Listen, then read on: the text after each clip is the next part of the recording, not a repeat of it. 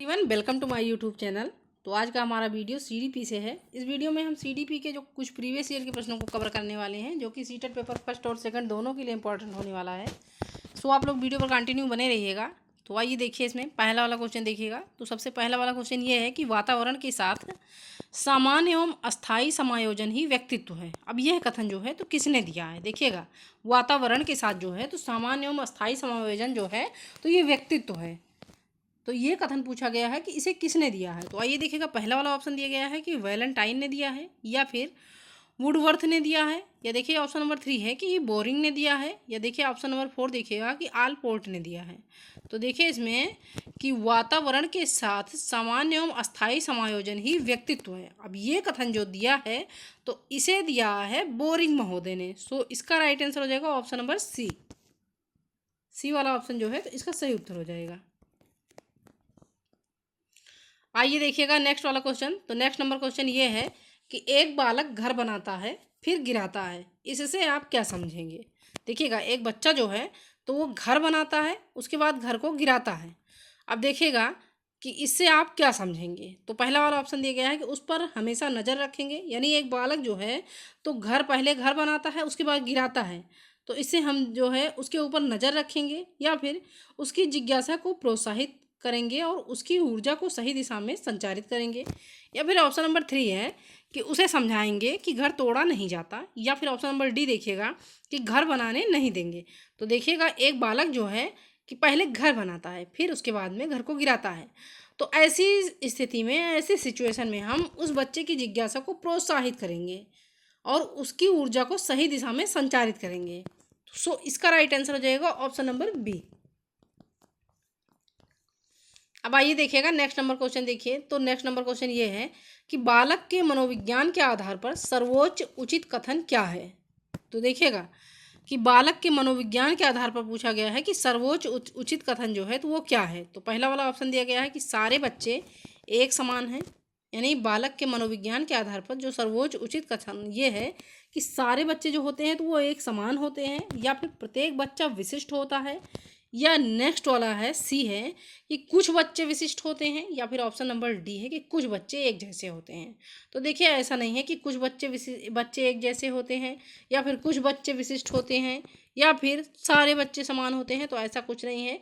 बालक के मनोविज्ञान के आधार पर तो पूछा गया है कि सर्वोच्च उचित कथन क्या है। तो बालक के मनोविज्ञान के आधार पर सर्वोच्च उचित कथन ये होगा कि प्रत्येक बच्चा विशिष्ट होता है, यानी जो है प्रत्येक बच्चा विशिष्ट होता है। सो इसका राइट आंसर हो जाएगा ऑप्शन नंबर बी। अब आइए देखिएगा नेक्स्ट नंबर क्वेश्चन। देखिए, तो नेक्स्ट नंबर क्वेश्चन ये है कि वातावरण द्वारा शारीरिक लक्षण सबसे कम प्रभावित होते हैं। अब इस संबंध में कौन सा कथन सत्य है। देखिएगा कि वातावरण के द्वारा जो है तो शारीरिक लक्षण सबसे कम प्रभावित होते हैं। अब इसमें कहा गया है कि इस संबंध में कौन सा कथन जो होगा तो वो सबसे सत्य कथन होगा। तो ऑप्शन नंबर ए देखिएगा कि शिक्षात्मक उपलब्धियों पर बालक के व्यक्तित्व का अधिक प्रभाव पड़ता है।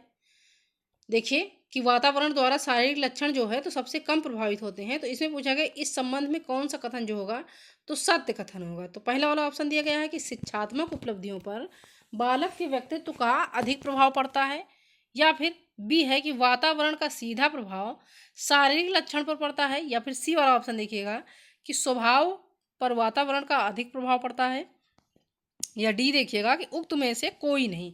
सो आइए देखिएगा इसमें कि वातावरण द्वारा शारीरिक लक्षण जो है सबसे कम प्रभावित होते हैं। अब इसमें कहा गया है कि इस संबंध में कौन सा कथन सत्य है। सो सत्य कथन इसमें ऑप्शन नंबर सी हो जाएगा कि स्वभाव पर वातावरण का अधिक प्रभाव पड़ता है। सो इसका राइट आंसर हो जाएगा ऑप्शन नंबर सी। अब आइए देखिएगा अगला वाला क्वेश्चन। तो नेक्स्ट नंबर क्वेश्चन ये है कि कौन से कारक आनुवांशिकता को प्रभावित नहीं करते। अब देखिएगा ऐसे कौन से कारक जो हैं कि ये आनुवांशिकता को प्रभावित नहीं करते हैं। तो ए वाला ऑप्शन है कि सामाजिक गतिविधियों में भागीदारी, यानी सामाजिक गतिविधियों में भागीदारी तो ये आनुवांशिकता को प्रभावित नहीं करते, या फिर आँखों का रंग, या शारीरिक गठन, या फिर कद। तो देखिएगा इसमें कहा गया है कि कौन सा कारक जो है तो आनुवांशिकता को प्रभावित नहीं करते। तो इसका राइट आंसर हो जाएगा ऑप्शन नंबर बी कि आँखों का रंग। आँखों का रंग जो है तो ये आनुवंशिकता को प्रभावित नहीं करते हैं। सो राइट आंसर इसका हो जाएगा ऑप्शन नंबर बी। अब आइए देखिएगा अगला वाला क्वेश्चन कि राघव घर में शांत स्वभाव का है, परंतु अपने मित्रगण के साथ वह बहुत बातचीत करता है। अब यह बात किसे दर्शाती है? राघव जो है तो वो घर में शांत स्वभाव का है, परंतु अपने मित्रों के साथ जो है वो बहुत बातचीत करता है। अब ये कथन पूछा गया है कि ये बात जो है किसे दर्शाती है? तो ए वाला ऑप्शन है कि मित्रगण अच्छे कपड़े पहनते हैं, यानी ये बात जो है यही दर्शाती है कि उनके मित्रगण अच्छे कपड़े पहनते हैं, या फिर मित्रगण ज़्यादा बातचीत करना जानते हैं, या फिर शिक्षकों की मांग होती है कि मित्रगण ज़्यादा बातचीत करें, या फिर उसके विचारों को विद्यालय में मित्रगण ज़्यादा मान्यता देते हैं। तो देखिए, राघव नाम का जो लड़का है वो घर में जो है शांत स्वभाव का होता है, किंतु जो अपने मित्रों के साथ अधिक बातचीत करता है। तो ये बात उसे ये दर्शाती है कि उसके विचारों को विद्यालय में मित्रगण ज़्यादा मान्यता देते हैं। सो डी वाला ऑप्शन जो है इसका राइट आंसर हो जाएगा। अब देखिएगा अगला वाला क्वेश्चन। तो नेक्स्ट नंबर क्वेश्चन ये है कि गरिमा प्रायः किसी से प्रश्न को बार बार पूछती है, इसका अर्थ है। तो देखिएगा कि गरिमा जो है तो वो प्रायः किसी से प्रश्न को बार बार पूछती है, तो इसका अर्थ क्या होगा? कि वह शरारती है इसीलिए वो प्रश्न को बार बार पूछती है, या फिर वह असामान्य है, या सी है कि वह जिज्ञासु है, या फिर डी है कि वह प्रतिभाशाली है। तो देखिएगा सी वाला ऑप्शन कि वह जिज्ञासु है, क्योंकि गरिमा जो है तो किसी प्रश्न को बार बार पूछती है, तो वो जिज्ञासु प्रवृत्ति की लड़की है। सो इसका राइट आंसर हो जाएगा ऑप्शन नंबर सी। अब देखिएगा अगला वाला क्वेश्चन। तो नेक्स्ट नंबर क्वेश्चन ये है कि राघव कक्षा में हमेशा प्रथम आता है। अब यह दर्शाता है, देखिएगा कि राघव जो है तो कक्षा में हमेशा प्रथम आता है, तो वह जो है क्या दर्शाता है?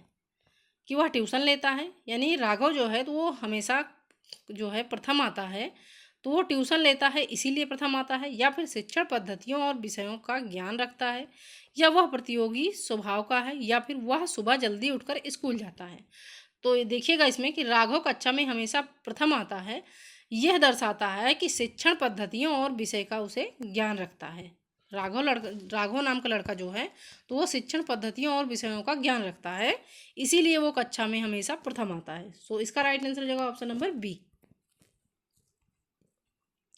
अब आइए देखिएगा अगला वाला क्वेश्चन कि किसने कहा है बुद्धि नई तथा विभिन्न प्रकार की परिस्थितियों में समुचित रूप से समायोजन करने की योग्यता है? ये किसने कहा है कि बुद्धि जो है नई तथा विभिन्न प्रकार की परिस्थितियों में समुचित रूप से समायोजन करने की योग्यता है?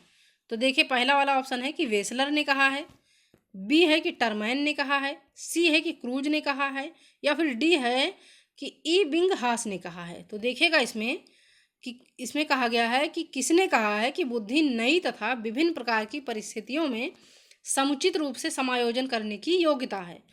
तो देखिएगा इसे कहा है ऑप्शन नंबर सी, इसमें देखिएगा कि क्रूज ने कहा है। सो इसका राइट आंसर हो जाएगा ऑप्शन नंबर सी। अब देखिएगा अगला वाला क्वेश्चन कि राधा अच्छा गाना गाती है, वह हमेशा अच्छा गाना ही गाएगी। देखिए कि राधा जो है वो अच्छा गाना गाती है, और उसके साथ उसे कहा जा रहा है कि वो हमेशा अच्छा गाना ही गाएगी, क्योंकि वो अच्छा गाना गाती है और आगे चलकर भी वो अच्छा गाना गाएगी। तो देखिएगा कि इसमें क्या प्रदर्शित होता है कि पूर्वाग्रह को प्रदर्शित करता है, यानी राधा अच्छा गाना गाती है और वो हमेशा अच्छा गाना गाएगी। तो इसमें पूर्वाग्रह जो है प्रदर्शित हो रहा है, या सही हो सकता है, या लड़कियां अच्छा गाना गाती हैं, या फिर राधा लड़कों की तुलना में नाजुक है इसलिए वह ऐसा काम करना पसंद नहीं करती है। तो इसमें देखिएगा राधा अच्छा गाना गाती है और वह हमेशा अच्छा गाना ही गाएगी। तो इसमें क्या किया जा रहा है कि पूर्वाग्रह को प्रदर्शित किया जा रहा है। सो ए वाला ऑप्शन इसका जो है राइट आंसर हो जाएगा।